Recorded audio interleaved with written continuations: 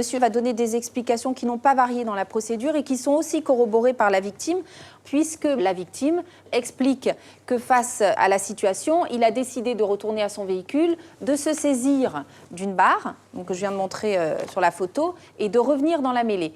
C'est quand il revient qu'il est désarmé, d'ailleurs il n'arrive pas à préciser par qui, vous dites c'est moi qui l'ai désarmé, et il indiquera qu'il a pris un coup derrière la tête, ce que monsieur confirme.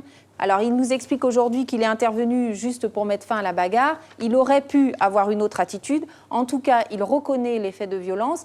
Il vient aujourd'hui à la barre assumer ses responsabilités et j'en tiendrai compte dans mes réquisitions. Donc, je vous demande de le déclarer coupable des faits qui lui sont reprochés. Quant à la peine à requérir, je rappelle à monsieur que pour ce type de fait, il encourt 5 ans d'emprisonnement. Son casier judiciaire ne porte aucune mention. Dans la procédure, il a été très clair. Ses explications sont corroborées par les explications données par les autres protagonistes. Il est là aujourd'hui. Je requiers à son encontre une peine de 15 jours à 1 mois d'emprisonnement avec sursis. Je ne suis pas opposée non plus à une dispense d'inscription de la condamnation au B2 pour ne pas bloquer monsieur dans sa démarche d'insertion puisqu'il a évoqué qu'il travaille et qu'il a un projet de passer des concours. Telles sont mes réquisitions.